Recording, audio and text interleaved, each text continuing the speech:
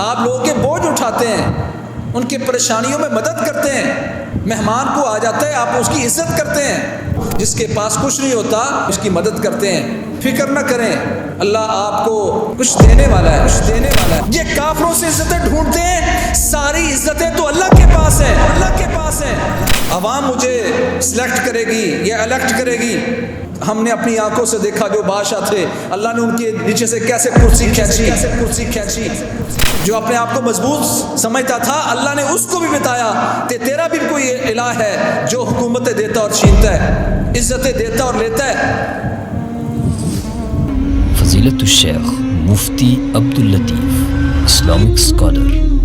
لقد من الله على المؤمنين إذ بعث فيهم رسولا من أنفسهم يتلو عليهم آياته ويزكيهم ويعلمهم الكتاب والحكمة وإن كانوا من قبل لفي ضلال مبين۔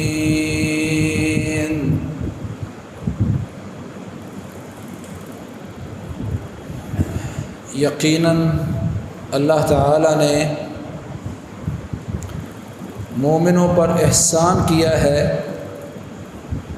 کہ جب اس نے ان میں ایسا رسول بھیجا جو انہی میں سے ہے، ان پر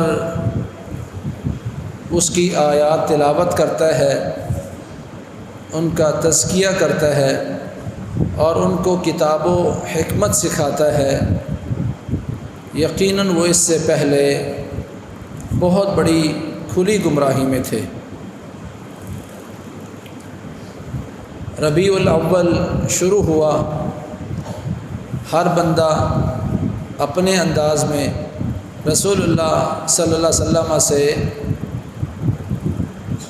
محبت کا دعویٰ پیش کرے گا۔ بحیثیت نبی اور رسول امت پر رسول اللہ صلی اللہ علیہ وسلم کے حقوق کیا ہیں، ان پر ایمان لانا، ان کی اطاعت کرنا، ان کی پیروی کرنا، ان پر درود بھیجنا، ان کا دفاع کرنا، یہ ساری چیزیں ربیع الاول میں لوگ بیان کریں گے۔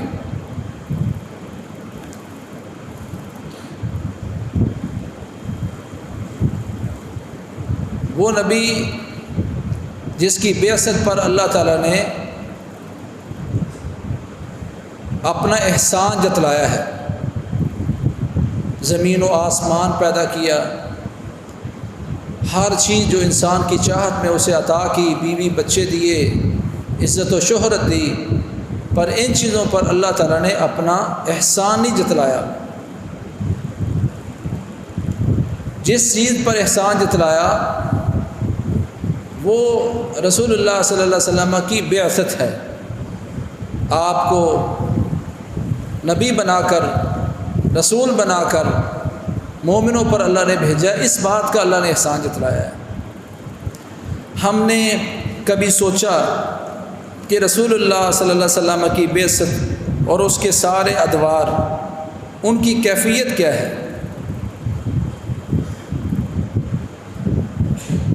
غار حرا میں جاتے ہیں،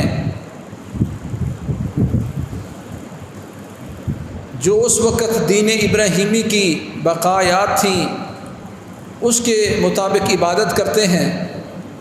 کئی دن وہ چھوٹا سا غار، وہاں جا کے اللہ کی عبادت کرتے ہیں، اور نبوت سے پہلے اللہ کریم نے محمد صلی اللہ علیہ وسلم کے دل میں یہ خلوت پیدا کر دی۔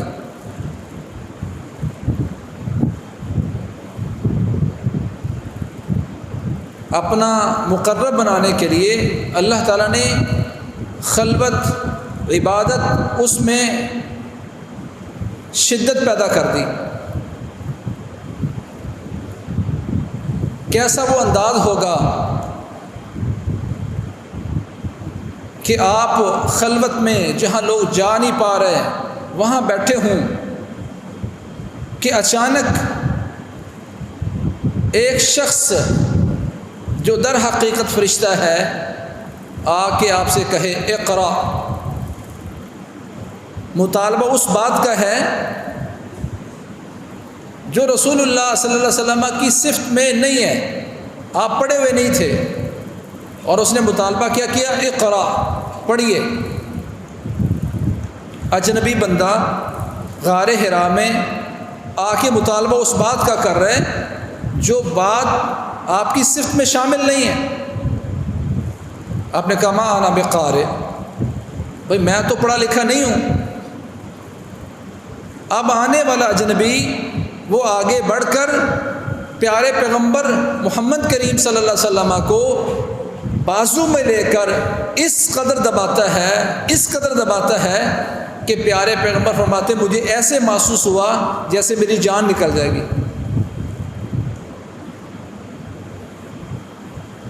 پھر چھوڑا کہا اقرا بسم ربک الذی خلق۔ یہ پہلے کبھی کسی کے ساتھ ہوا نہیں تھا، نہ اس طرح کی کوئی مثال موجود تھی۔ جب یہ سارا معاملہ ہوا، بیوی کے پاس آتے ہیں اور کہتے ہیں انی خشیت علی نفسی، میرے ساتھ ایک ایسا معاملہ ہوا، مجھے ڈر ہے کہ مجھے اپنی جان کا خطرہ ہے۔ اماں جان نے تسلی دی، کلا لا یخزیک اللہ ابدا، ہرگز نہیں، قسم اللہ کی، اللہ کبھی آپ کو رسوا نہیں کرے گا، کیونکہ آپ کے وہ اعمال ایسے ہیں جس بندے میں بھی وہ اعمال موجود ہوں اللہ کبھی ان کو رسوا نہیں کرتا۔ انک لتصل الرحم، آپ تو رشتہ داریاں جوڑتے ہیں، لوگ آپ سے کٹتے ہیں، آپ رشتہ داروں کو اپنے ساتھ جوڑتے ہیں، اور جس بندے میں یہ وصف موجود ہوتا ہے کہ وہ رشتہ داریاں جوڑتا ہے اللہ کبھی اس کو رسوا نہیں کرتا۔ اماں جان نے نبوت کی پہلی وحی کے بعد وہ بات بتائی جو نبوت سے پہلے آپ میں موجود تھی، اور نبوت ملنے کے بعد آپ نے فرمایا کہ لوگوں یاد رکھو ان صلۃ الرحم محبت فی الاہل و مسرات فی المال و منسعۃ فی الاثر۔ کہ لوگوں سن لو، یقیناً رشتہ داری ملانا، لوگ آپ سے کٹتے ہیں، رشتہ دار آپ سے منہ موڑتے ہیں، آپ کو شادی بیاہ کے موقع پر بلاتے نہیں ہیں، سلام دعا نہیں ہے، پر پھر بھی آپ ان کے ساتھ جڑنے کی کوشش کرتے ہیں رشتہ داری ملانے کے لیے۔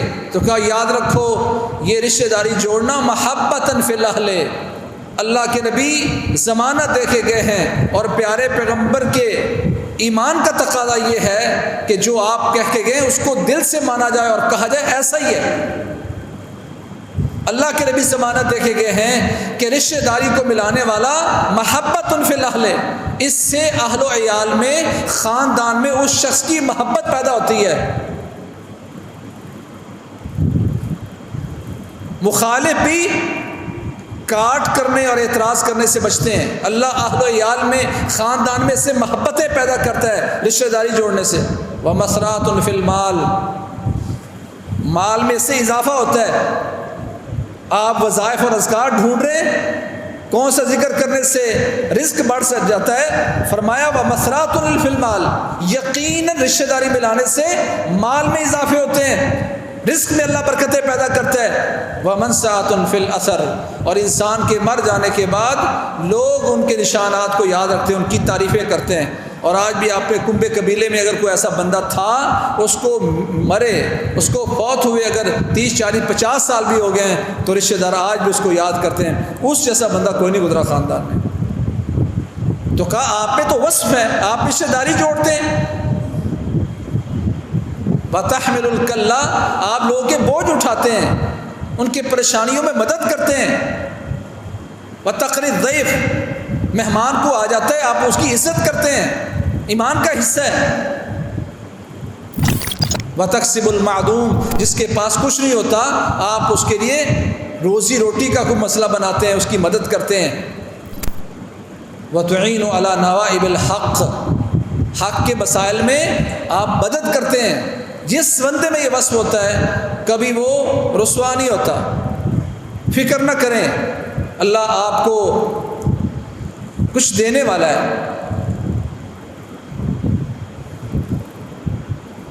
یہ صرف بات کہنے اور سننے کی حد تک ہے. جس بندے پر یہ سارے معاملات گزرے ہوں، اِنَّا سَنُلْقِي عَلَيْكَ قَوْلًا ثَقِيلًا، بڑی بوجھل قسم کی باتیں، بڑی مشکل باتیں آپ پر ہم نازل کرنے والے ہیں. اس کے لیے اللہ کے نبی کو تیار کیا جا رہا ہے. پھر اللہ تعالیٰ نے یا ایھا المدثر کی آیات، یا ایھا المزمل کی آیات نازل کرنے کے بعد تیار کیا اپنے نبی کو. وَأَنذِرْ عَشِيرَتَكَ الْأَقْرَبِينَ، یہ آیت نازل کی، میرے نبی اپنے قریبی رشتہ داروں کو بڑے عذاب سے ڈرائیے، توحید کی ان کو دعوت دیجیے. تو آپ نے کوہ صفا پر چڑھنے سے پہلے بنو ہاشم کے اور بنو مطلب کے کچھ لوگوں کو جمع کیا. 45 کے قریب لوگ تھے، ان میں اپنی یہ دعوت تھوڑی سی پیش کرنے کی کوشش کی. انہوں نے کہا دیکھ لیں ہمارا قبیلہ باقی لوگوں سے لڑائی نہیں کر پائے گا، متحمل نہیں ہے بات وہ کرنا جس سے کل ہمارے لیے مشکل نہ آئے. تسلی کی بات کرنے کی بجائے انہوں نے بھی حوصلہ شکنی کی. آپ نے پھر اپنی وہ بات بیان نہ کی. پھر اللہ نے حوصلہ دیا تو آج آپ کوہ صفا پر کھڑے ہیں. وہاں پر کھڑے ہو کر آپ نے آوازیں لگانا شروع کر دیں. صعد النبی صلی اللہ علیہ وسلم علی الصفا فجعل ینادی یا بنی فہر یا بنی عدی لبطون قریش حتی اجتمعوا. آوازیں لگائیں آپ نے، کہا اے بنو فہر، اے بنی عدی، جو قریش کے قبائل تھے ان کا نام لے لے کے آپ نے لوگوں کو آوازیں لگانا شروع کی. یہ کام پہلے خاندان میں کسی نے کیا نہیں. نبوت چلی تھی بنو اسرائیل میں، حضرت یعقوب علیہ السلام کی اولاد میں، بنو اسماعیل میں پہلا یہ شخص تھا جس کو اللہ تعالیٰ نے تیار کیا اس کام کے لیے. نسلوں میں یہ کام نہیں ہوا تھا. ایک بڑا انوکھا اور عجیب سا کام. کوہ صفا پر کھڑے، آگے سے جواب کیا آنا ہے، مسائل کیا بنیں گے، اکیلا شخص، ہمت کیا ہے، دعوت کیا ہے، حوصلہ کیا ہے. او بھائی، صرف محمد الرسول اللہ کہنے سے بندہ مسلمان نہیں ہوتا جب تک رسول اللہ صلی اللہ علیہ وسلم کے وہ سارے حالات اس کا مطالعہ نہ کرے، آپ کی مشکلات کو نہ سمجھے، رات کو اٹھ کر امت کے لیے دعائیں کرنا اور رونا، جب تک وہ تصور انسان کے ذہن میں نہیں ہوتا پیارے پیغمبر کی محبت پیدا نہیں ہوتی. اکیلے کھڑے، آوازیں لگائیں، لوگ جمع ہو گئے. فجعل الرجل اذا لم يستطع ان يخرج ارسل رسولا لينظر ما هو. بندہ خود نہیں آ سکا اپنے خاندان سے، قبیلے سے، گھر سے، تو اس نے کسی کو بھیجا، دیکھو یہ آواز کیسی ہے، سنو جا کے کیا بات ہو رہی ہے. سارے قبائل نکلے ہیں. جو خود نہیں آ سکا اس نے اپنا نائب بھیجا. لوگ جمع ہیں تو رسول اللہ صلی اللہ علیہ وسلم نے وہاں کہا، ابو لہب بھی وہاں تھا، قریشی بھی تھے، تو آپ نے فرمایا ارأیتکم لو اخبرتکم ان خیلا بالوادی ترید ان تغیر علیکم. کیا خیال ہے اگر میں تمہیں کہوں اس وادی کے پیچھے ایک لشکر ہے جو تم پر حملہ آور ہونا چاہتا ہے، جو تمہیں تباہ کرنا چاہتا ہے. اکنتم مصدقیہ، کیا تم میری تصدیق کرنے والے ہو کہ میں جو بات کہہ رہا ہوں سچی ہے؟ دعوت پیش کرنے سے پہلے رسول اللہ صلی اللہ علیہ وسلم نے اپنا عمل پیش کیا، اپنا کردار پیش کیا. کہا ایک قبائل ہے میرے عزیز و قارب، تم جمع ہو، اگر میں تمہیں کہوں اس وادی کے پیچھے ایک لشکر تم پر حملہ آور ہونا چاہتا ہے، تمہیں برباد کرنا چاہتا ہے، اکنتم مصدقیہ، تم میری تصدیق کرو گے؟ سب لوگوں نے بیک زبان کہا، قالوا ما جربنا علیک الا صدقا. آج تک ہم نے جو بات سنی ہے، جو ہم نے آپ پر تجربہ کیا ہے، ہمارا تجربہ یہی کہتا ہے کہ آپ نے ہمیشہ سچ بولا ہے، تو آج بھی آپ سچ کہیں گے۔ مسلمان نہیں ہوا ایک بندہ بھی ابھی، پھر بھی اللہ کے نبی کی بات کو اتنا سچا سمجھتے ہیں، اور آج کا مسلمان جو وعدے اسلام نے کیے، جو کامیابیاں اسلام نے بتائیں، آج مسلمان کو اتنا بھی یقین نہیں ہے، اللہ کے نبی کی بات کی سچائی پر اتنا بھی یقین نہیں ہے جتنا اس وقت کے کفار قریش کو تھا۔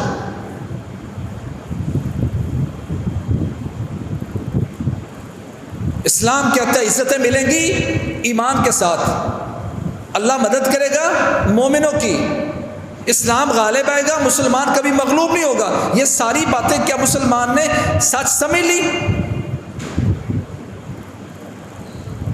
زنا فحاشی ہے، سود اللہ اس کے اصول سے جنگ ہے، جھوٹ انسان کو مشکوک بنا دیتا ہے، غیبت انسان کو برباد کرتی ہے۔ یہ ساری تعلیمات تھیں جو فطرت کے مطابق تھیں، فطرت کے مطابق جو تعلیمات تھیں، آج مسلمان نے اس پر بھی یقین نہیں سمجھا۔ مال خرچ کرنے سے کبھی مال کم نہیں ہوتا، بڑھتا ہے۔ اگر یقین ہو تو کیا میرے ہاتھ میں کنجوسی ہوتی؟ میں تو صدقے کرتا، خرچ کرتا۔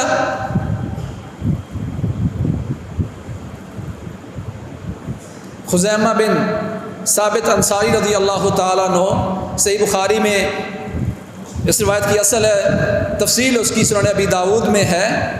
بازار میں ایک شور ہو رہا ہے، کیا ہوا جی؟ آگے بڑھے، دیکھا سوا نامی بندے اور رسول اللہ صلی اللہ علیہ وسلم کے درمیان ایک جھگڑا چل رہا ہے۔ پیارے پیغمبر فرماتے ہیں اس نے مجھے گھوڑا بیچ دیا تھا، اب یہ مکر گیا ہے۔ وہ کہتا ہے میں نے بیچے کوئی نہیں، کوئی گواہ لے آؤ، تمہارا کوئی گواہ ہے؟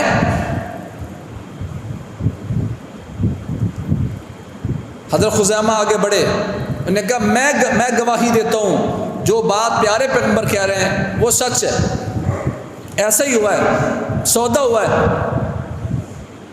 فیصلہ رسول اللہ صلی اللہ علیہ وسلم کے حق میں ہو گیا، تو اس وقت آپ نے پوچھا اے میرے خزیمہ تو نے کیسے گواہی دے دی؟ وَلَمْ تَكُنْ مَعَنَا شَاهِدًا، تو ہمارے پاس موجود نہیں تھا، ہمارے پاس حاضر نہیں تھا، تو گواہ کیسے بن گیا؟ تو نے یہ کیسے بات کر دی؟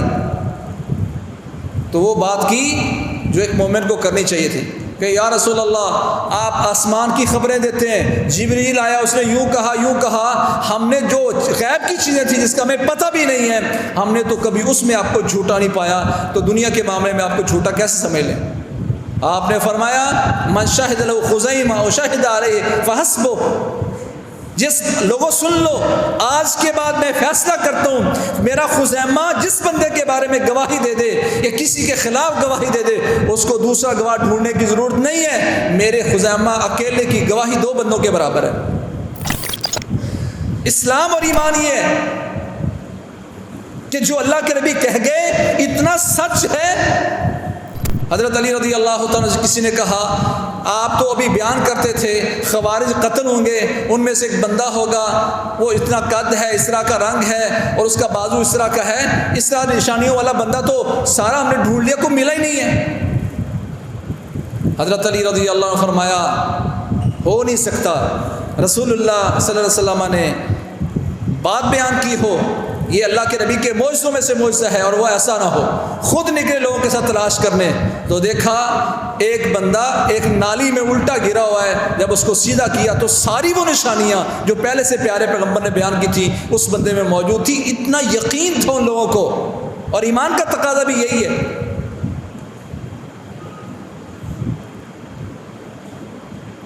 آج مسلمان کو رسول اللہ صلی اللہ علیہ وسلم کی تعلیمات پر اتنا بھی یقین نہیں ہے،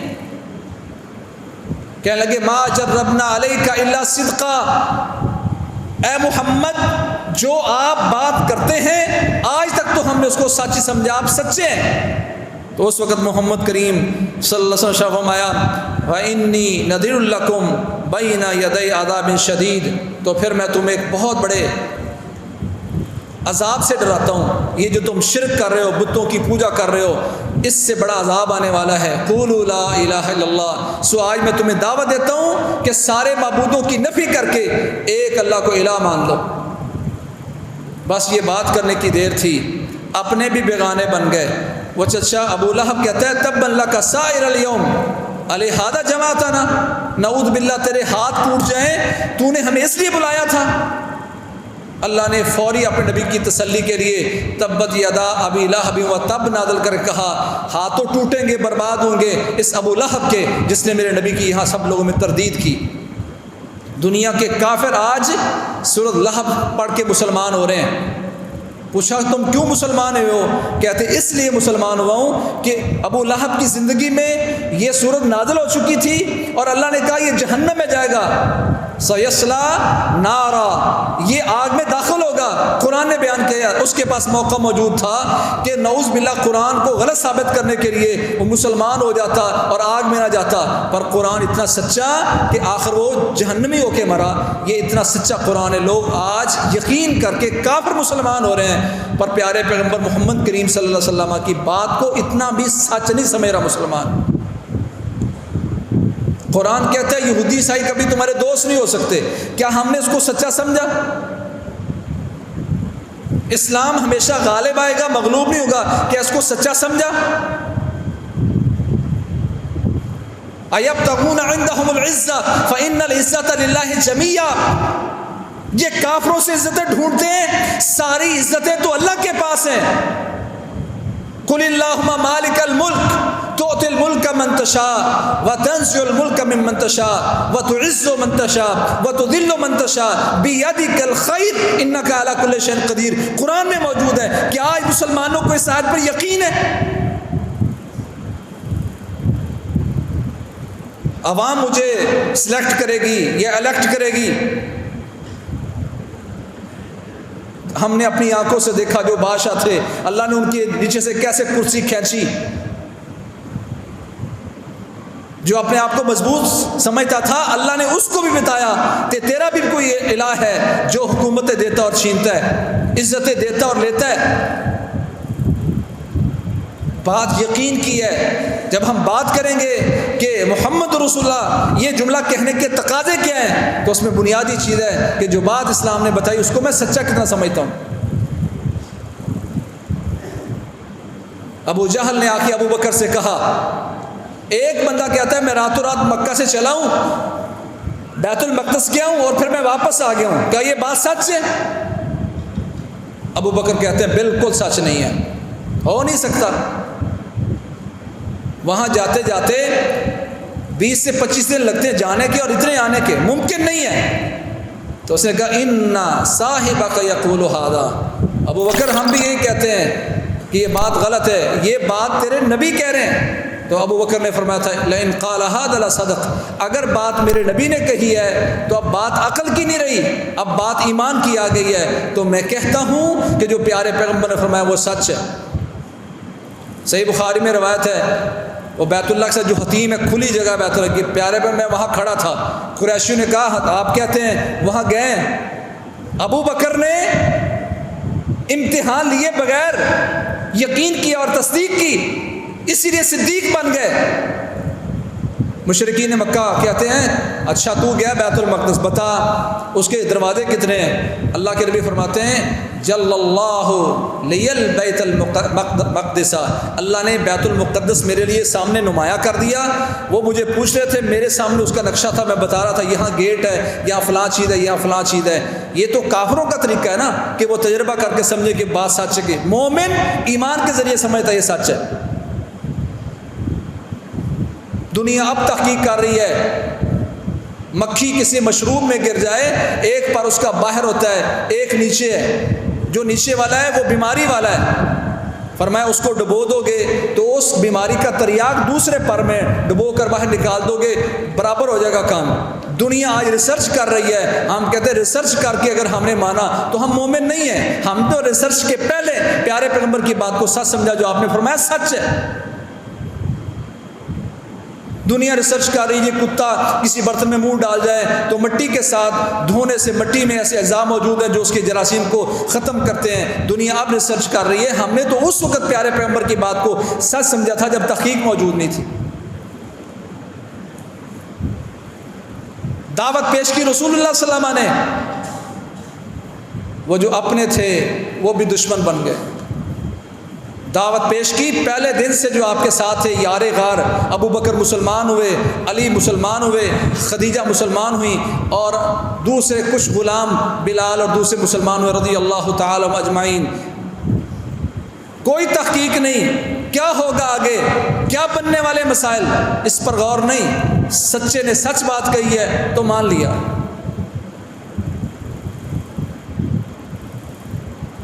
خلاصہ کلام یہ ہے کہ جس بات کا اسلام نے حکم دیا ہے اس میں مسلمان کا فائدہ ہی فائدہ تھا، اور جس بات سے منع کیا وہ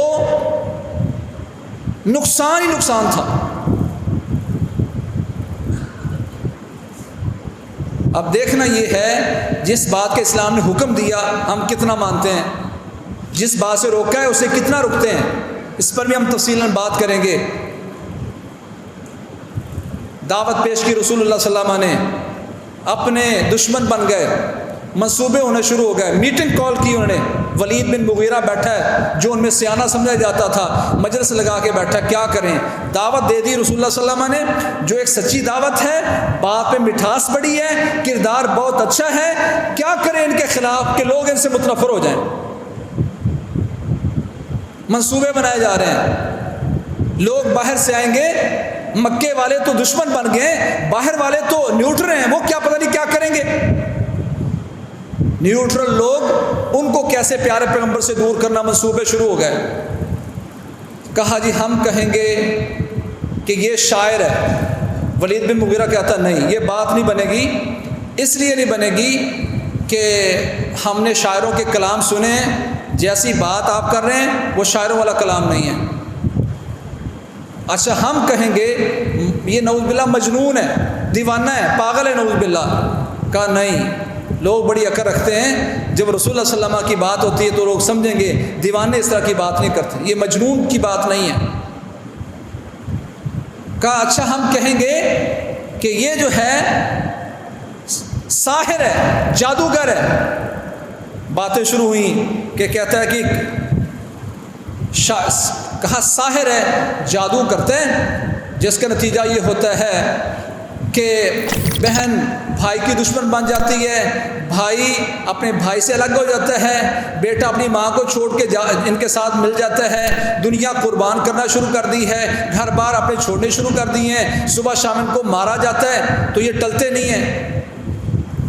یہ بات ٹھیک لگتی ہے کہ ہم کہیں یہ جادوگر ہے جو جادو کے ذریعے لوگوں میں دشمنیاں پیدا کرتا ہے۔ کچھ نے کہا ہم کہیں گے کاہن ہے، یہ کاہن و کہانتوں والی بات کرتا ہے، کاہن جس طرح بات کرتے ہیں۔ ولید بن مغیرہ نے کہا یہ بات تھوڑی سی مناسب لگتی ہے کہ ہم لوگوں کو رسول اللہ صلی اللہ علیہ وسلم سے دور کرنے کے لیے کہیں کہ یہ نعوذ باللہ ساحر ہے، جادوگر ہے، یہ ایک پتہ کھیل کے دیکھتے ہیں، ہو سکتا ہم لوگوں کو ان سے دور کر لیں۔ قرآن مجید میں اللہ نے اس کا تذکرہ بھی کیا، اِنَّهُ فَكَّرَ وَقَدَّرَ فَقُتِلَ كَيْفَ قَدَّرَ ثُمَّ قُتِلَ كَيْفَ قَدَّرَ ثُمَّ نَظَرَ ثُمَّ عَبَسَ وَبَصَرَ ثُمَّ أَدْبَرَ وَاسْتَكْبَرَ فَقَالَ إِنْ هَذَا إِلَّا سِحْرٌ يُؤْثَرُ إِنْ هَذَا إِلَّا قَوْلُ الْبَشَرِ۔ قرآن مجید میں سارا سیاق بیان کیا، لوگ اس کے پاس بیٹھے ہیں، اس نے بڑا غور کیا اور اندازہ لگایا کیا کچھ کہہ سکتے ہیں، تو خلاصہ اس نے یہ نکلا کہ ہم کہیں کہ یہ نعوذ باللہ شاعر ہیں جو لوگوں میں جدائیاں یہ ساحر ہیں جو لوگوں میں جدائیاں ڈالتے ہیں۔ یہ پہلا پتہ کھیلنے کی کوشش کی انہوں نے، لیکن لوگ عقل مند تھے۔ جب یہ پتہ ناکام ہوا، قرآن مجید میں پھر لوگوں کو کہتے ہیں اور اللہ کے نبی سے مخاطب ہوتے ہیں، وَقَالُوا يَا أَيُّهَا الَّذِي نُزِّلَ عَلَيْهِ الذِّكْرُ إِنَّكَ لَمَجْنُونَ۔ وہ پیارے پیغمبر کو کہتے ہیں اے وہ شخص جو تو دعویٰ کر رہا ہے کہ تجھ پر قرآن نازل ہو رہا ہے، نعوذ باللہ تو مجنون ہے۔ کبھی وہ رسول اللہ صلی اللہ علیہ وسلم کو وَعَجِبُوا أَن جَاءَهُم مُنذِرٌ مِّنْهُمْ فَقَالَ الْكَافِرُونَ هَذَا سَاحِرٌ كَذَّابٌ۔ کافر اپنی تقریبیں کھیل رہے ہیں، رسول اللہ صلی اللہ علیہ وسلم کے دل پر کیسے زخم لگا رہے ہیں، وہ کوئی ساحر کہہ رہا ہے، کوئی شاعر کہہ رہا ہے، کوئی مجنون کہہ رہا ہے۔ وَإِن يَكَادُ الَّذِينَ كَفَرُوا لَيُزْلِقُونَكَ بِأَبْصَارِهِمْ لَمَّا سَمِعُوا الذِّكْرَ وَيَقُولُونَ إِنَّهُ لَمَجْنُونٌ۔ اللہ فرماتے ہیں یہ اللہ کے نبی دعوت دینے کھڑے ہوتے ہیں تو ایسے گھور گھور کے دیکھتے ہیں کہ ایسے ہو کہ پیارے پیغمبر کو پھسلا دیں، اتنی ڈراؤنی آنکھوں کے ساتھ دیکھتے ہیں۔ یہ سارے مناظر بیان کرنے آسان ہیں، جس کے سامنے یہ سارے معاملات گزر رہے ہوں، گلیوں سے گزر رہے ہیں، کوئی شاعر کہہ رہا ہے نعوذ باللہ، کوئی مجنون کہہ رہا ہے، کوئی کچھ کہہ رہا ہے، کوئی کچھ کہہ رہا ہے. صحابہ کو تانے دیتے ہیں. یہ وہ لوگ ہیں من اللہ علیہم من بیننا، کہ جن پر اللہ نے ہمیں چھوڑ کر ان پر احسان کر دیا ہے. یہ عمار، یاسر، سمیہ جو پیٹے جاتے ہیں، یہ بلال جو گلیوں میں گھسیٹا جاتا ہے، ان پر اللہ نے احسان کیا ہے. ہم دیکھو چودھری شان و شوکت سے رہ رہے ہیں، اللہ نے یہ سارے تذکرے کیے. یہ ان کی پہلی چال تھی. یہ ایک بہت بڑا سبق ہے. جب آپ اپنے خاندان میں حق کی دعوت لے کے اٹھیں گے، نصیحت کریں گے ان کو، یہ ساری چیزیں آپ کو سامنے سے ملیں گی. لبرل قسم کے مسلمان یہ ساری باتیں کریں گے. لوگ آپ کو آپ کے کیا دیوانہ ہے، اتنی پرانی باتیں کر رہا ہے، دنیا چاند پر پہنچ گئی ہے اور یہ پرانی باتیں سنا رہا ہے. حوصلہ شکنی کرتے ہیں. اللہ نے امت کو یہ سارے واقعات اپنے انبیاء کے اس لیے بیان کیے تاکہ اس دعوت پر چلنے والے انسان دل چھوٹا نہ کرے.